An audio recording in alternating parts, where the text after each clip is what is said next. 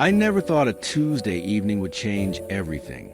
My name is David Chin, and I'm 58 years old working as a senior project manager at Westfield Corporation for the past 12 years. That night, I was having dinner alone at Giovanni's, my favorite Italian restaurant in downtown, when I noticed her, Rebecca Morgan, our CEO, sitting 2 tables away in that stunning red dress, looking absolutely miserable. She was on what appeared to be a very bad date with some guy who wouldn't stop talking about himself.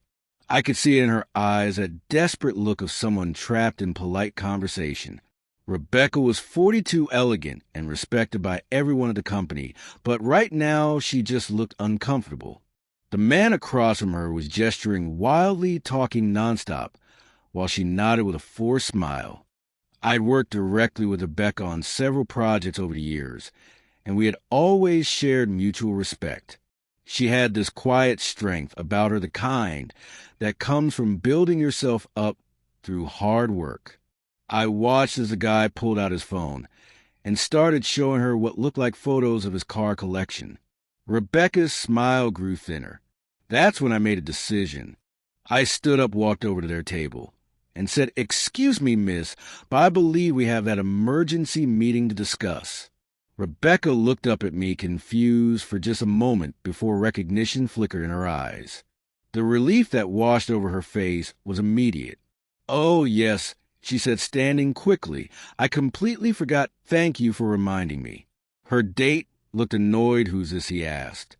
"David is our senior project manager," Rebecca said smoothly.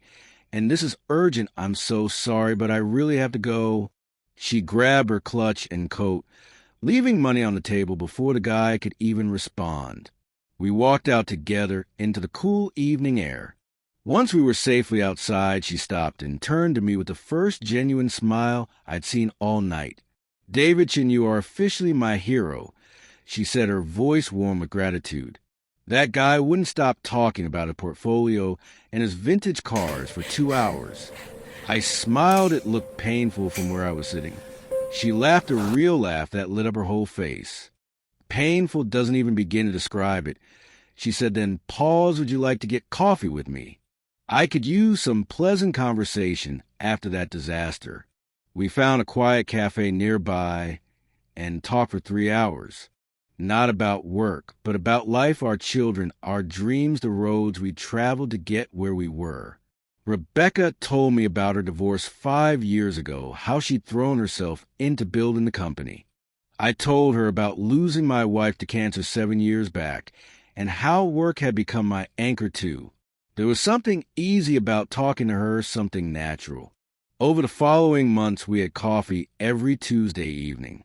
It became our tradition, a pocket of time just for us away from conference rooms and quarterly reports. I started noticing little things, how her eyes crinkled when she laughed, how she always ordered chamomile tea, how she listened, not just heard, but really listened when I spoke. Then one Tuesday, she seemed nervous, fidgeting with her cup.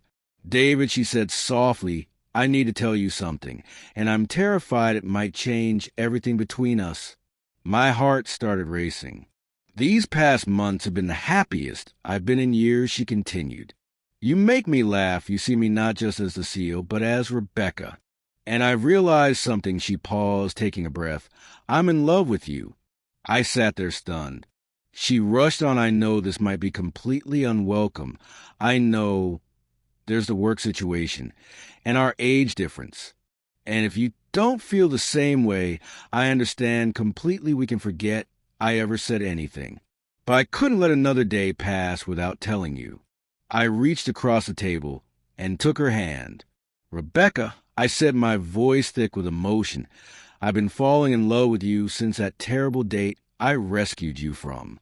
Maybe even before that. I just didn't let myself believe someone like you could want someone like me." Her eyes filled with tears, the good kind. "Someone like you," she repeated. "You're kind, thoughtful, and you make me feel safe. Age is just a number, David. What matters is how you make my heart feel, and it feels alive for first time in years." We started dating properly after that. The company had no policies against it. since we weren't in a direct reporting relationship. My children were supportive, happy to see me finding joy again. A year later, I proposed to her at Giovanni's, the restaurant where it all began. We're married now, and every Tuesday evening we still have our coffee date. Sometimes the best love stories don't happen when you're young. Sometimes they happen when you're older, wiser, and finally know what truly matters. Rebecca taught me that saving someone from a bad date might just save your own heart in the process, and that second chances at love can be even more beautiful than the first. Life has a funny way of surprising you when you least expect it. All it took was one act of kindness on a Tuesday evening. If this story touched your heart, please hit that like button, share it with someone who needs to hear it, subscribe for more heartwarming stories, and leave a comment telling us about your own unexpected love story.